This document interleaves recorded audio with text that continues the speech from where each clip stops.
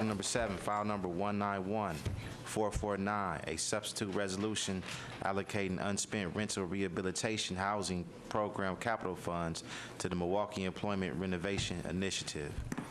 Good morning, Ms. Brown. Good morning, everyone. I'm Martha Brown with the Department of City Development.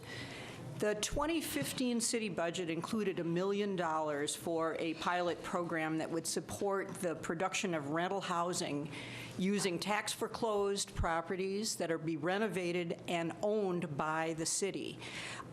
When I came to you back in December of 2015, I came to this committee and talked about what we hope to get out of this program. We said that we wanted to use it as a pilot to track and evaluate the costs and benefits of actively renovating properties that the city would maintain control of. Mr. Chair, Alderwoman Cox. as the lead sponsor, I would like for myself and Alderman Stamper to kind of set the groundwork for the conversation. Please go right ahead. Okay with you, Russ? And thank you, Ms. Brown. As we all know, the 15th and the 6th district has the highest rates of city-owned property. When the foreclosure crisis hit, it hit hardest in the 15th district, and the 6th district was right behind them.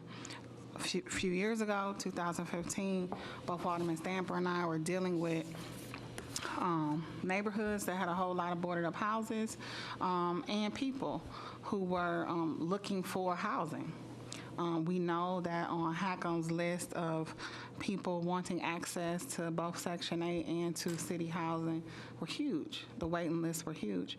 So we thought, if we have all these houses and you got all these people that need affordable housing, that maybe there are some efforts that we need to do that we don't normally do to help to close that gap. And maybe in us helping to close that gap, some of those very people that needed this housing, once we do a little work on some of these properties, and allow them an affordable rent to stay there for a few years. I think 3 years was part of the plan, that some of them might be in a position to actually purchase those homes. So it's with that process in mind that we put forward the effort to amend the budget for a $1 million allocation for the city to be able to rehab some of the foreclosed homes. I think we have projected it would be 20, about 20, and that we would rent them to people. DCD RFP'd both the rehab and the management of those properties out.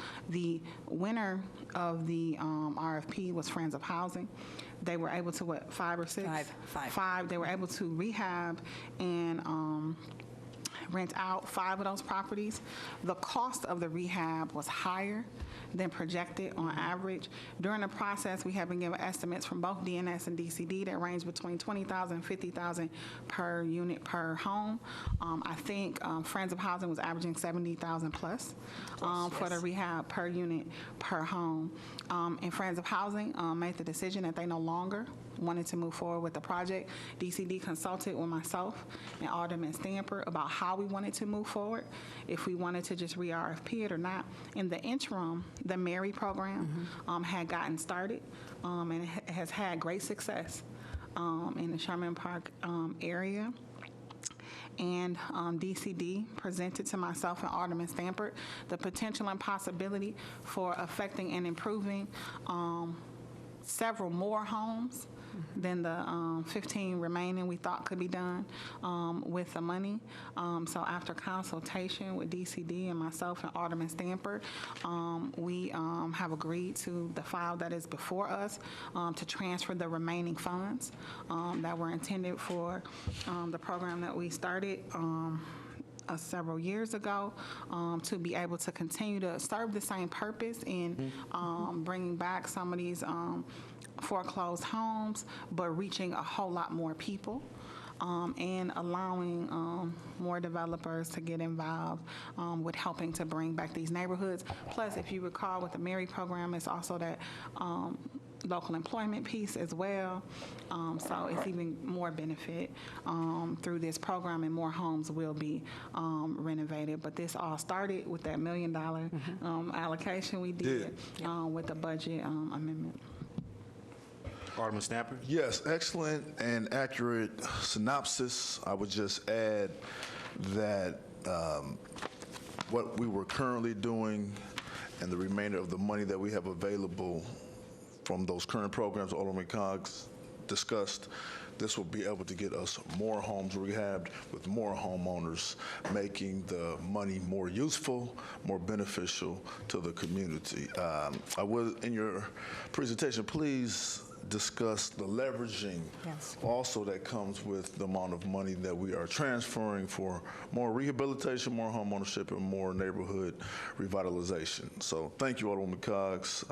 Thank you, DCD, for working with us to make sure we use this money the best way. Thank you very much.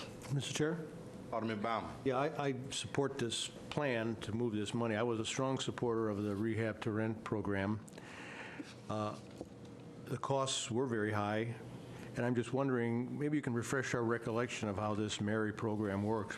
How are we avoiding the high cost of renovation problem all of a sudden magically through this Mary program versus, I mean, renovation is renovation, whether it's done by nonprofits, volunteers, whomever. I mean, it's the same essential cost. I'm just wondering how we're magically avoiding the problems we had with the rehab to rent program.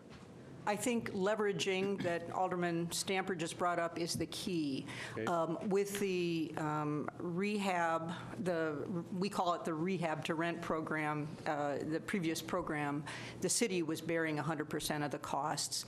In terms of the Milwaukee Employment Renovation Initiative, we actually sell the property to a private owner and provide a grant that helps to offset the renovation costs. Okay. In the first Mary program, there was $1 million was spent, 104 properties were renovated, and the total investment was $6.9 million. So that meant that of the renovation costs, developers were providing $5.9 million, and public funds were used for $1 million. So that's the same model we'll be using if this file is approved and the money is transferred. The one difference is that the second phase of Mary, we're actually going to increase the maximum grant size.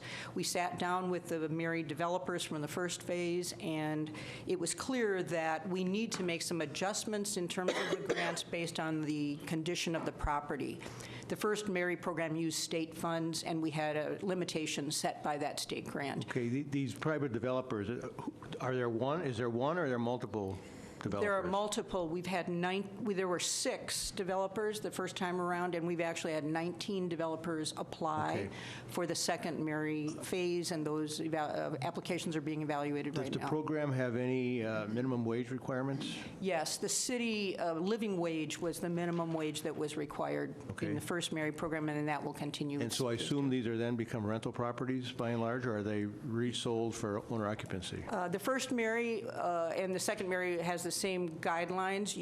The developers could hold them as investment properties, they could use them in a rent-to-own program, or they could sell them, and we had all 3 models were used by the developers. And on the affordability piece, do we impose any requirements on what the rent rates would be at completion of the project? We do not. However, the first time around, about a third of the Mary programs were properties were subject to the limitations of the low-income housing tax credit model, and we have a couple of applicants this time also who are seeking LIHTC. As I said, the selection of developers hasn't yet been made, but I was just that curious. could well happen. Yeah. Most of the neighborhoods where this is being done, market rates are affordable. Right, that's correct. So that's correct. I don't see a huge spike potential, but I was just curious for people watching on TV. Thank you. Alderman Perez? Thank you, Mr. Chair. I guess whether the sponsors or the administration want to answer, so does the rental rehab housing program go away then, since the model kind of didn't work out the way it should? That's correct. It'll go away. We'll still own those 5 houses, and Amy, I believe we're working with at least one owner on a rent-to-own arrangement. Amy Turum, Real Estate Department of City Development. We have one owner who we've contacted.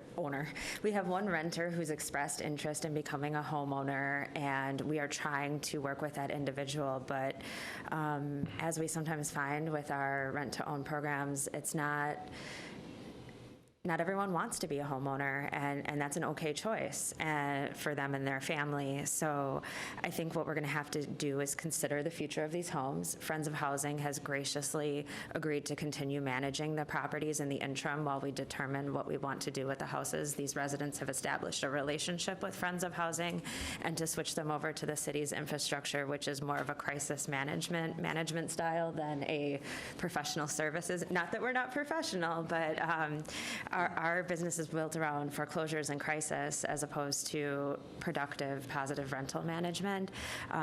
The residents have been pretty stable. There has been some delinquency, so we're going to be looking at all of our options as to whether these homes can be used for some other purpose or whether these homes should be sold and put back on the tax roll. So we still have a contract with Friends of Housing to manage these properties? Yes, that's correct. And then, didn't we have a conversation where we were going to check into the legality with the city attorney's office to see if, because you came to the table saying we had no reason to break the contract, and then there was some discussion still left around. And when you say graciously, I mean, they're getting paid to do this, correct? Yes, they are. They charge management fees, as would any rental management company. And when is that contract up? I think we just extended it for another year, I believe, so I think we'll run through the end of this year, When did this happen? at the end of 2019. That's something you just do administratively? That's correct. That's correct. Okay, so,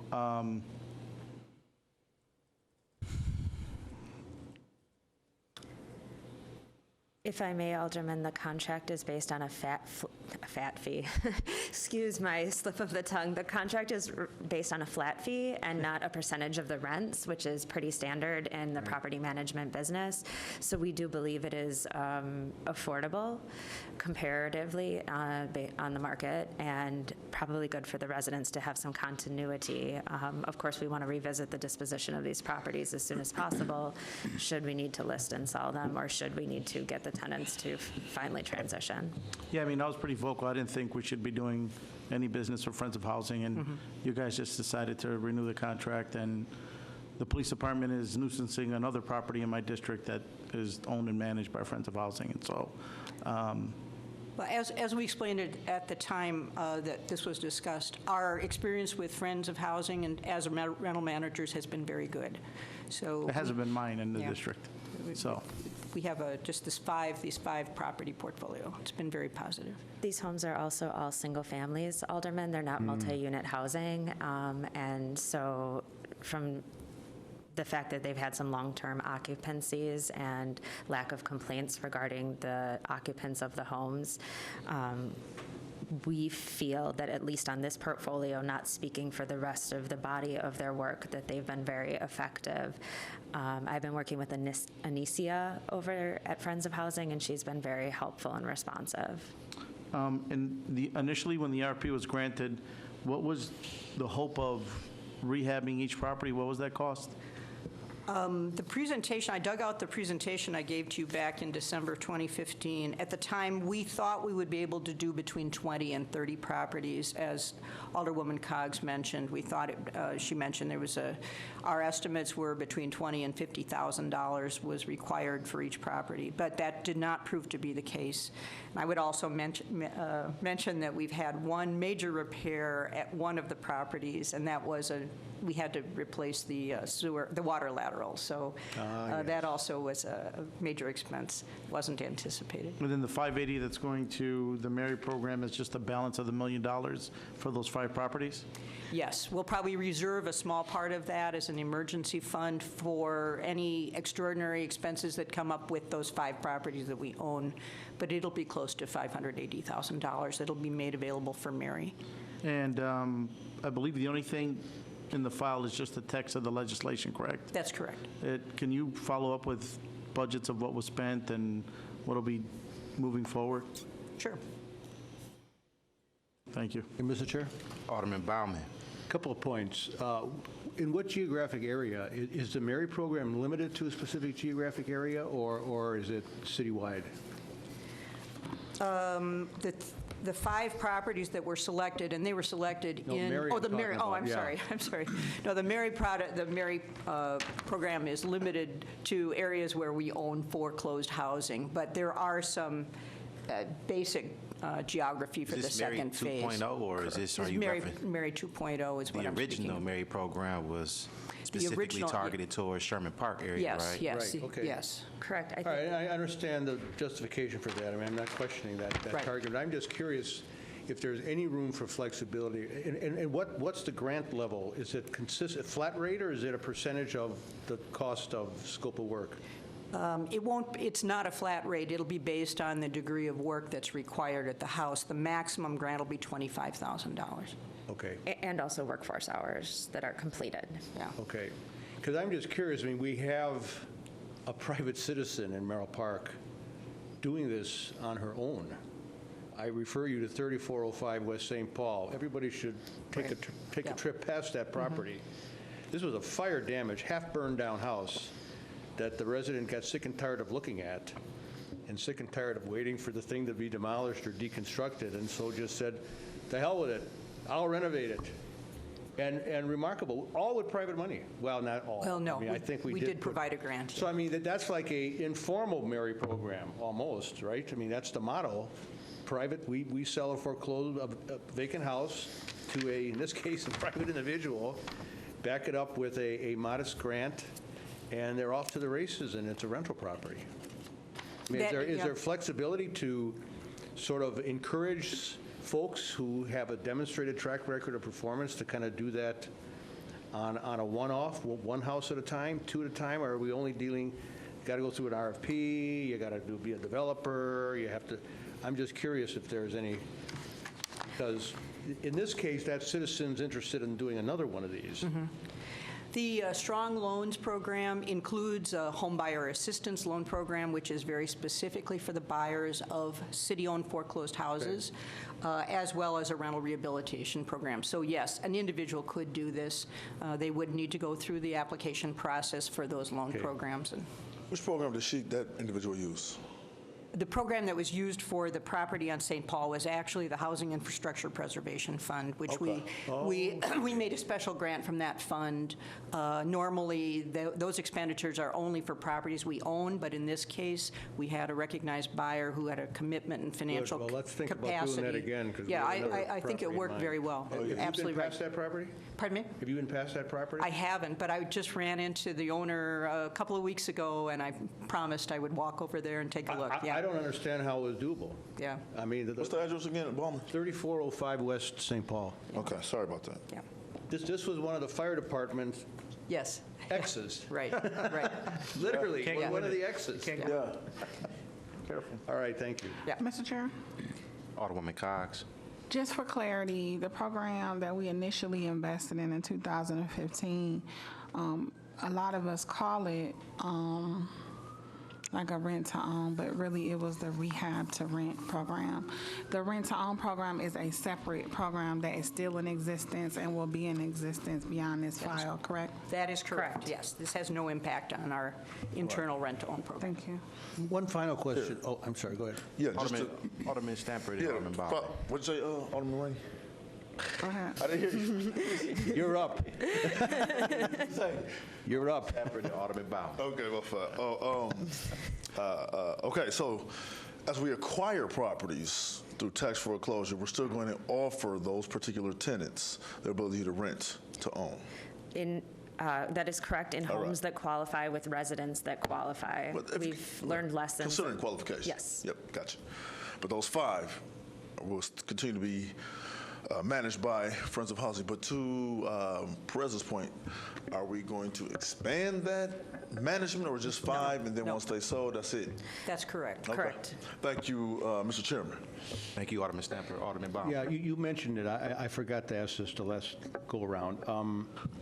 What about the lead laterals, the lead service lines? Are we replacing them as a matter of course with the Mary properties or not? We do not replace them as a matter of course. We do require the developers to provide evidence that they have installed kitchen faucet filters of a particular specification at all the Mary properties, but we do not routinely replace laterals. There's some reason why not? I'm just curious. Because Primarily- we know these are going to be occupied. I mean, I understood the argument before, well, why replace laterals on houses we may tear down? Okay, right. but I understand that that's foolish investment. But here we know they're going to be put back into service Right.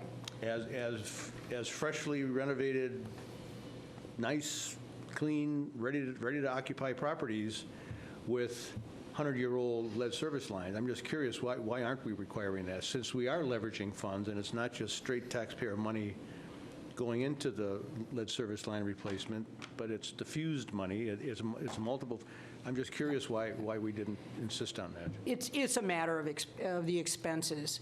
We did have, on the first Mary round, we did have a number of properties, I wouldn't say it was probably fewer than 10%, that were able to access the city's assistance for lead lateral replacement because there was damage to the lateral. And we did work with the waterworks to make sure that that program would be available to developers, and they were very cooperative. Okay. But the expense of, but as you know, that assistance from the city is available only under pretty limited circumstances.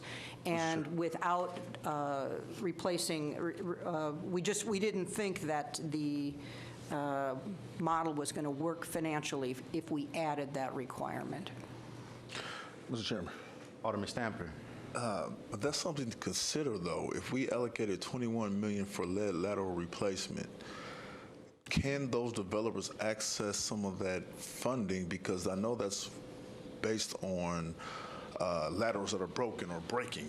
Right. So if the rehab is being done and the street is open, could they access those scheduled 1,000 laterals to be replaced?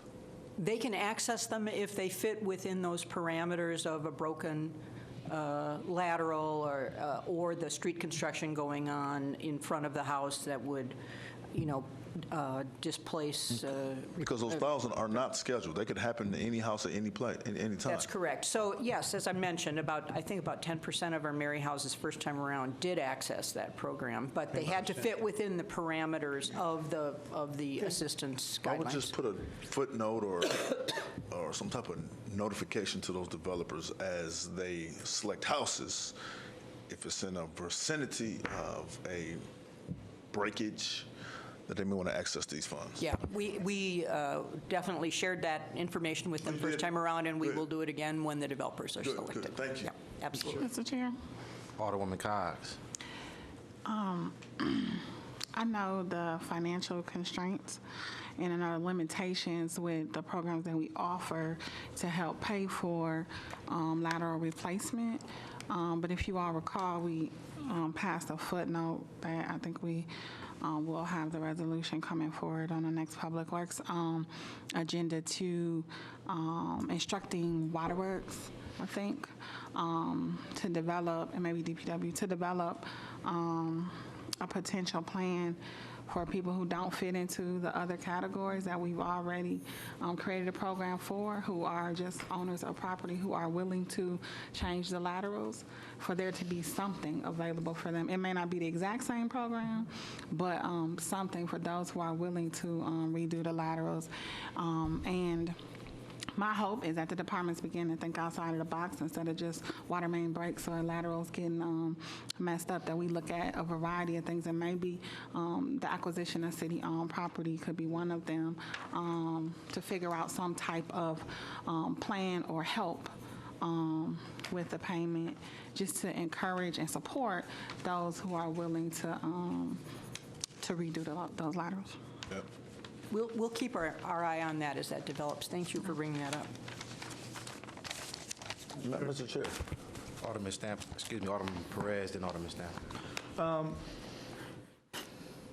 What do you consider, how many properties do you consider a cluster for the Mary program? That's a good question, Alderman. The Mary program requires a minimum of 5 properties be picked by each developer. So when we're directing people towards clusters of properties, we're going to expect that within a small area, they're going to have at least 5 properties. Now, the developers can apply for whatever they want, and it doesn't mean that they're going to get everything that they applied for. For example, we are intending on funding $1 million again worth of properties, which is 100 properties. We have applications for 225 properties. If everyone were to get their max, and if we were to deem that everyone had the financial capacity to do their max. So there is definitely a want and a need. And so we anticipate that those homes will be clustered within the 6th and 15th Aldermanic District, which is our areas of greatest need at this time. Where does the 7th district fall in this equation? I'm pretty sure I'm just a foreclosure or two shy of being in the top two. So that leads me into my question. Is this initiative, and this could be answered by either the sponsor or the administration, is this initiative intended to focus specifically on the 6th and 15th district? No, as I said earlier, this initiative focuses on any area in which we own clusters of foreclosed properties, and I have no doubt that there will And do be. you have that information with you offhand? I'm sorry, what? Do you have that information with you offhand in regards to foreclosures, city-owned foreclosures? I don't have it with me, but we certainly have, Yeah, please can share it provide you a once list with. again. You're still at 1,000, more or less. Correct. Yeah, correct. Could you also provide a list of the developers from both phases, 1 and 2? Yeah, developers for Phase 2 have not been selected yet. That process is underway. I certainly can provide Phase 1, and when we have Phase 2, we can certainly supply those as well. And any other additional information that would just shed some light on the program, how it shines, anything at all that would be helpful. Certainly. If possible, if you can provide information as to where the cluster opportunities exist within the city of Milwaukee, not just the 7th Aldermanic District, but per each Aldermanic District. Is that possible? We are working on mapping right now, and we did prioritize the 6th, 15th, 7th, and 1st Aldermanic districts. We do have one applicant who's only interested in working on the south side. We're also trying to map to accommodate their request, should they be selected. Mr. Chair. Alderman Perez. Of all the properties, how many management companies are you working with now that are managing property? One, Just one. That's Friends of Housing? correct. Okay. Other than that, then the city manages everything else? Correct. Is there, other than, I mean, for 5 properties, is it worth doing it financially? Well, we'll take a look at the alternatives for these properties going forward. Yeah, I mean, you didn't consider that when you just signed the contract? No, because we have to give ourselves some time to figure out what the alternatives are going forward. I don't understand. I would say I actually considered it, but we're still hiring in our property management department right now, and we just acquired a new list of foreclosures, and we're just listing what we are just inspecting what we previously acquired in 2019 number 3, and we needed a solution that would have a little bit of continuity for the residents, and property management for someone who chooses to rent a property versus found in a property for tax foreclosures, it's higher touch and requires more availability, and quality tenants expect quality services, including after-hours contacts, et cetera, as opposed to calling 286 City and then our emergency person getting paged. We felt for the families that this was a good idea for now. The understanding is, of course, once we come up with a disposition strategy, that we can pull back on that decision if we need to. And how are we doing, I guess, evaluating our property management? I mean, are we checking in with residents? Yes. They have an opportunity to maybe fill out a survey, contact people, maybe, I mean, are we doing this? Is there a quality control in place that we check in with the residents that the city's managing? Yes, on how we're doing? We have been checking in with them in regards to these particular 5 homes due to especially their desire to potentially convert to lease to own. So we've had our staff reaching out to them. I've been by each of the homes personally and believe they've been kept up in appropriate shape for homes that took $82,000 to renovate and are assessed between $20,000 and $40,000. I think they're nice homes. But that's normally what we're looking at. I mean, there's a lot of investment, and assessments on the properties are much lower. Correct. So that isn't anything new. We're subsidizing renovations, and we're upside down on those properties, correct? Frequently, yes. Okay. Not often to this degree where we do the work. And you mentioned checking in on the Friends of Housing properties. I mean, what about in general with our tenants? Are we doing the same thing, checking in with them, asking them how we're doing? Is there an avenue for residents to provide feedback? They come in monthly when they make their rent payments. When they have a maintenance request, they call us. And we haven't had an enormous number of issues. A lot of the tenants that we see have been dealing with an absentee landlord who hasn't been paying their taxes with the rent money that they've been paying. So they're enthusiastic, I think, from time to time when we show up and want to handle things responsibly. From time to time, we have to ask them to leave because the property they're in shouldn't be habitated by any person. But they've really been taken advantage of. And so our small, scrappy team is much better than where they were. That's good to know. Thank you. Alderman Stamper? Yeah, thank you. I believe I saw an email where we received 19 responses, Correct. and that 225 was a number that if we are able to give everybody an opportunity to develop it, that'll be 225 houses?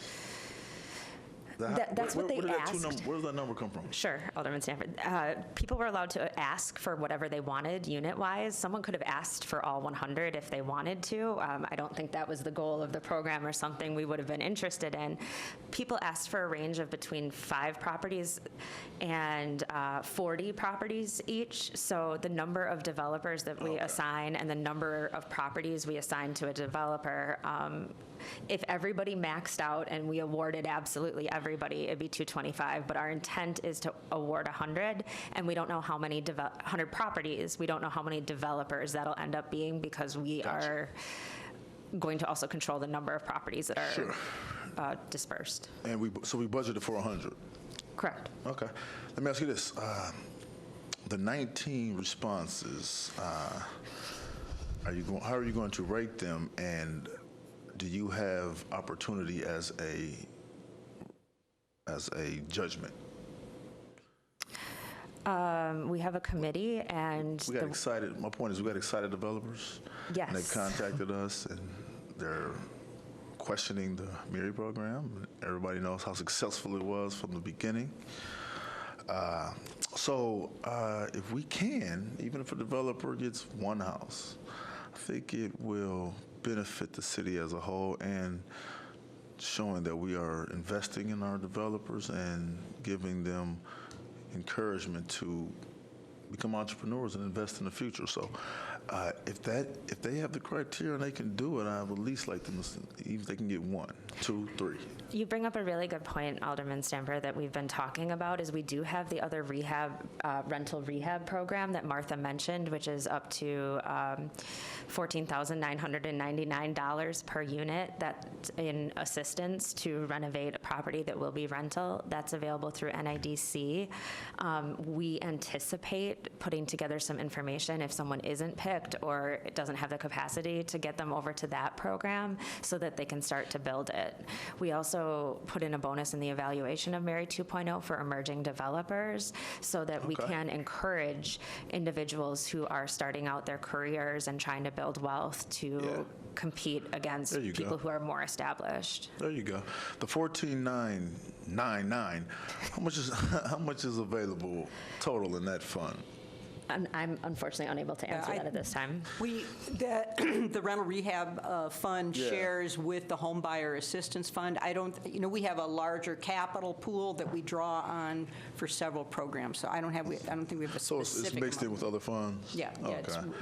All right. I also wanted to mention that in terms of the emerging developers, we've started to work on establishing some mentoring and financing relationships for the emerging developers that have been selected in MIRI 2.0. Excellent. We didn't have those extra supports the first time around, and it was clear that this could be very useful for developers that had less experience. Yeah, can you give me the numbers on the rental rehab and how many landlords, investors are taking advantage of that? Then it may be time to reconsider that for MIRI 2 or home ownership or rental rehab for clustering and home ownership. I would like to see the numbers, see if they're benefiting, who's actually benefiting, and do they live in Milwaukee? Is it a Milwaukee program or what? We can get you that information. I would like that information as well. Thank you. Because I would hate to see somebody from Oconomowoc or Kansas or Idaho purchasing properties and using city money where we could be benefiting residents of the city of Milwaukee. That's all. I think I can tell you. I want to make it a Milwaukee program while we Yeah. get Milwaukee better first. Yeah, I can predict that you will find very few, if any, out-of-state recipients of this A lot of assistance. Chicago people trying to call Yeah, and invest. we a lot of truly, Chicago people. we truly don't get it. We hear Gotcha. the rumors of interest, but we truly do not get it. In Okay. fact, we just provided to you, Alderman Perez, a list of all of the bulk purchases under some parameters that you set, and I think one of the developers was from out of the area. So. What was that request? Alderman Perez, what kind of request was that? I just asked for the inquiry from bulk sales of 10 or more properties. Yeah. So on that note, Mr. Chair, if I may, Let me just put a request in. Amy, when you get a chance, can I get that Alderman request Perez. too? When you get a chance, can I get that request? For my district. Who gave it to you? they give it to me. Yeah, we- It's citywide. Go ahead, go ahead. I'll just give it to you. Yes, we Oh, can, it we can is. give it to you. I'm sorry. I Oh, didn't yeah, know so- I had the floor. So just so I'm clear, in the memo, it says from 2011 to 2019, there are 322 property sales that meet that bulk Of 10 or more. of 10 or more. Most of our bulk sale, the higher volume, I would say, of bulk sales are probably at about 5, because that's where our package of 5 homes for $25,000 exists. So the property packages that you're looking at when it's 10 or more are significantly bigger packages. Yeah, so, okay. So I'd have to go through the spreadsheet to add that number up, but you're saying there's 322 that are 10 or more. I believe so, that's correct. Okay. Mr. Chair. Alderman Stampy. But wouldn't those programs come before us? Then most of those like Gorman and, Yeah, the larger packages definitely come before you. Yeah, I suspect many of those have what's been the smallest package that would not come before us? The 5s don't. 5 The properties. fives? Yeah. And those are 10s or more. Okay, thank you. Speaking of, Mr. Chair, speaking of bulk purchases, did we ever hear from that Washington outfit? Good question. We have a call scheduled later today Oh. with them. Okay. Update on that, Mr. Alderman Bowman. Well, there, I'm unaware. well, I think we were at the joint committee meeting for that one. Maybe you missed. It's that one. This was some group that has a very high visibility CEO and head, former mayor of Washington, D.C. And, they came in here and under some questioning, claimed they had done, what was it, 5,000 properties in St. Louis? And I Yeah, said, something like that, yeah. and we said, this is unbelievable. I mean, I don't think there are 5,000 vacant properties in St. Louis unless they've done, or close. Well, it turns out it was all bogus. Oh, was it? And apologies, and our person didn't know what they were talking about. But they do seem to be legitimate. They have done some work. They do seem to have some financial backing. So, the argument was, well, nobody responds to us.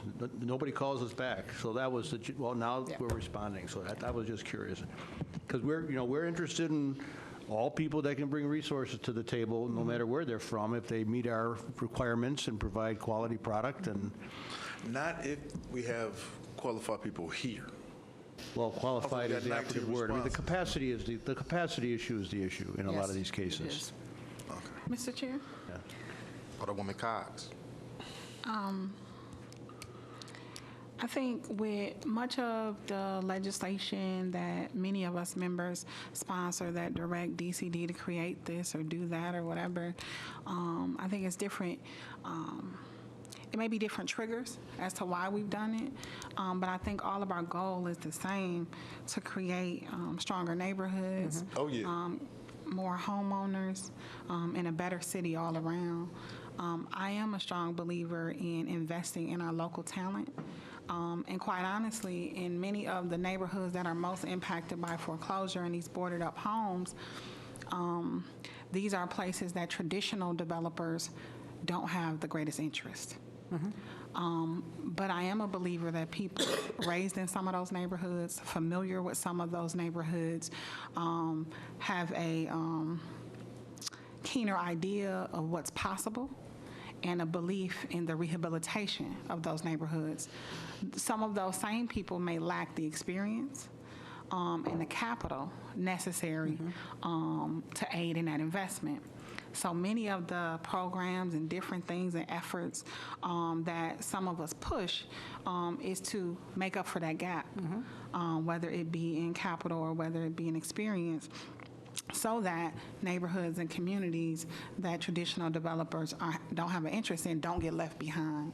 And so that as we rehab the attractive areas of the city, that all areas of the city have an opportunity to prosper and grow. And while we create stuff as we think fit, you all in your department has the greatest knowledge and are the subject matter experts for us on how to get some of this done. And every year we go through these different projects we make up and whether it works or not and blah, blah, blah. I just would love to see even more conscious effort and working together with DCD and council members to try to get some of the non-traditional community-based developers rehabbing and redeveloping those areas that need it so much. We often talk about just the money part, but we all know it's so much more than that. Yes. I think it benefits the entire city when we do that. So I'm looking forward to the Mary program bringing back online some needed rehabs throughout impacted neighborhoods. But this 580 is only going to go so far. It has to be more of a concerted effort with the limited resources we have available, both monetarily and expertise-wise, to help to cultivate an atmosphere where even more developers or people interested in rehabbing who have the skill base and talent to do it well happen, so that more of our neighborhoods can take down those green boards and be wonderful neighborhoods that we know they can be. Thank you. Thank you, Alderwoman Cox. In regards to clustering, can you tell me how you define that? Is that like by per block basis? Is this a 1 mile radius? How exactly do you define clustering? That's a good. Go ahead. It's a good question. Honestly, we're mapping it right now to determine what's feasible. The idea was that we would put together clusters of 5 properties or more in a tight area and then see what the broader volume is in that area as well. And then in the order that the developers are ranked, they would be given the opportunity to pick their cluster of choice, their area of choice. So for example, if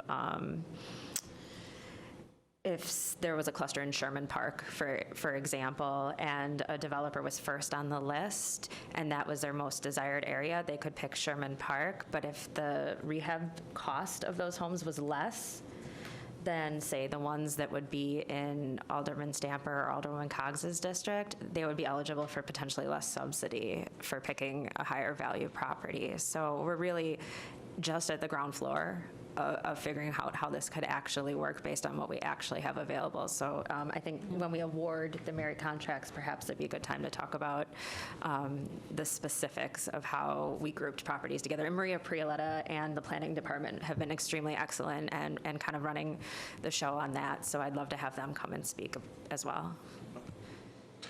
And in regards to like connectivity to other city initiatives, other opportunities where we could strengthen neighborhoods. For example, we just had opportunity to hear from the people who are putting together the charrette along Villa Avenue.